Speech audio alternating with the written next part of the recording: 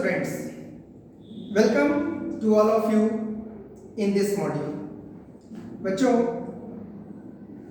अक्टूबर और नवंबर का महीना हमारे देश में त्योहारों का महीना के नाम से जाना जाता है, क्योंकि इस 2 महीने में बहुत सारे त्यौहार आते हैं और ये 2 महीना जाते जाते पूरे साल का त्यौहार को खत्म करके ही जाते हैं, खास करके हिंदुओं का त्यौहार। अब अभी हमारे यहाँ दशहरा अभी खत्म हुआ है, बच्चों ने बहुत खुशियां मनाई, घूमे फिरे। इसके साथ ही दशहरा के ठीक 20 दिन के बाद दीपावली आता है और दीपावली दीपों का त्योहार कहा जाता है और एक तरह से यह प्रकाश का त्योहार कहा जाता है। हर घर रोशनी से भर जाता है, लोग अपने घरों की साफ सफाई करके पूरे घर को सजा देते हैं, रंगोली बनाते हैं। पूरे साल लोग हमारे यहाँ ऐसे खूबसूरत त्योहारों का इंतजार करते हैं और इन्हीं त्योहारों में से एक त्योहार आता है जिसे हम लोग दीपावली कहते हैं, जो बुराई पर अच्छाई का प्रतीक माना जाता है।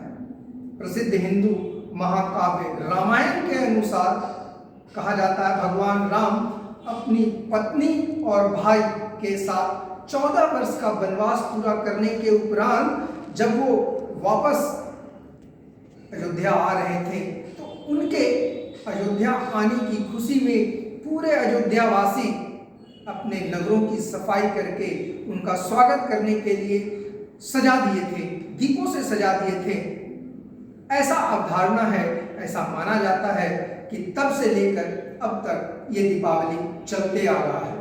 भारत के अलग अलग विचारधारा के लोग इसे अलग अलग तरह से मनाते हैं, लेकिन आमतौर पर यह त्योहार सामूहिक उत्सव के रूप में मनाया जाता है। यह त्योहार बड़े पैमाने पर मनाया जाता है क्योंकि ऐतिहासिक लोग त्योहार से पहले उत्सव में शामिल होना शुरू कर देते हैं। लोग जो अपने घरों से दूर रहते हैं वो भी इस त्योहार पे अपने अपने घर को वापस आते हैं, अपने परिवार के साथ इस त्योहार को मनाने के लिए आते हैं। क्योंकि हमारे बिहार में जो त्योहार है ठीक इसके 6 दिन के बाद छठ शुरू हो जाता है और छठ हमारे यहाँ आस्था का त्योहार है, जिसे पूरे भारतवर्ष के लोग मनाते जरूर हैं, परंतु सबसे ज़्यादा जो है यह बिहारवासी मनाते हैं। और बिहार के लोग जो भारत के विभिन्न क्षेत्रों में रहते हैं, इस अवसर पे वो अपने घर को आना शुरू कर देते हैं। तो वो दीपावली के अवसर पर या दीपावली से 2-3 दिन पहले ही आ जाते हैं। दीपावली के साथ साथ हमारे यहाँ दीपावली के साथ 6 दिन के बाद छठ होता है, लेकिन उसके 2 दिन के बाद भैया दूज होता है।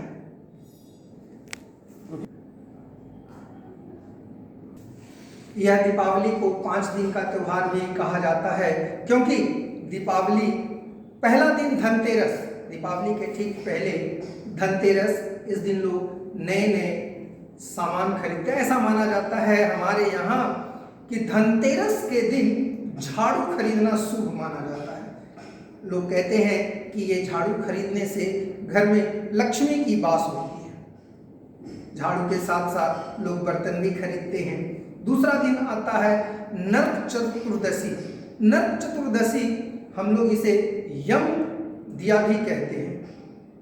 इसके उपरांत ये भाई दूज भी आता है।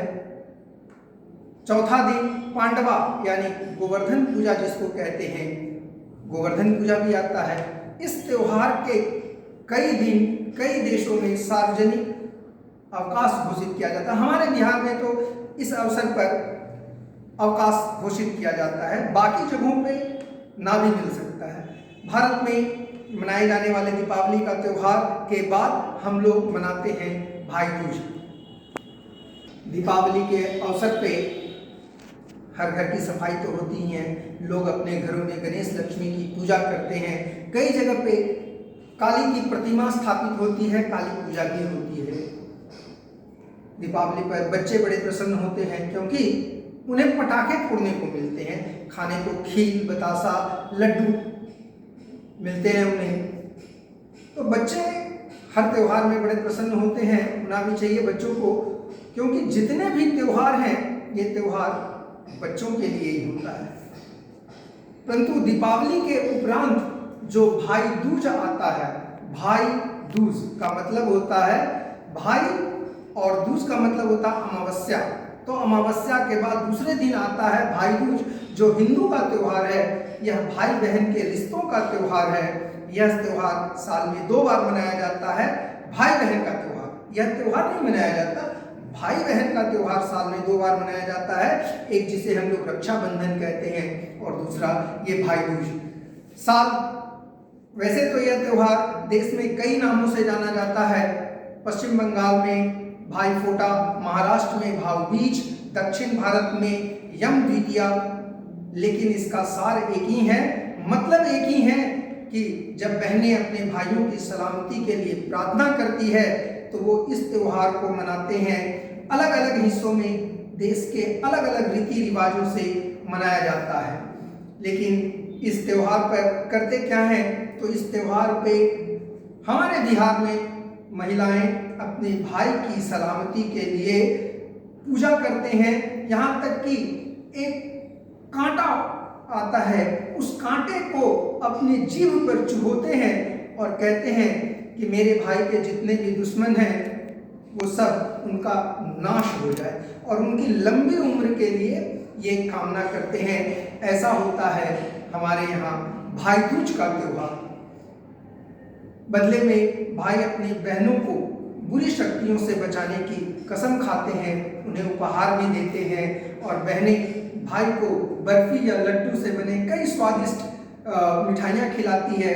परंतु इस अवसर पर जो मुख्य रूप से बहनें अपने भाई को खिलाते हैं उसको कहा जाता है बजड़ी। बजड़ी एक तरह का बीज है, मटर के दाने की तरह होते हैं बजड़ी, और मुख्य रूप से पूजा होता है बजड़ी और मिश्री का।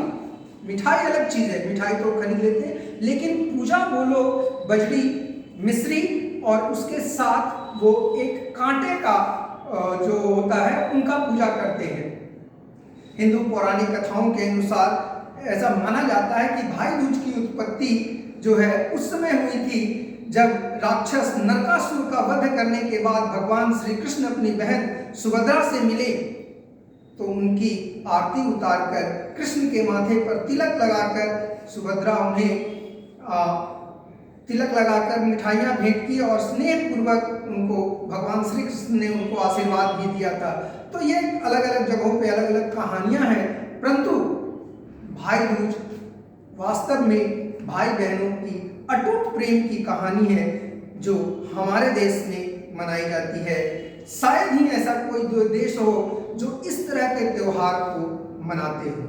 तो आप लोग भी सभी भाई दूज अवश्य मनाएं। जय हिंद, जय भारत।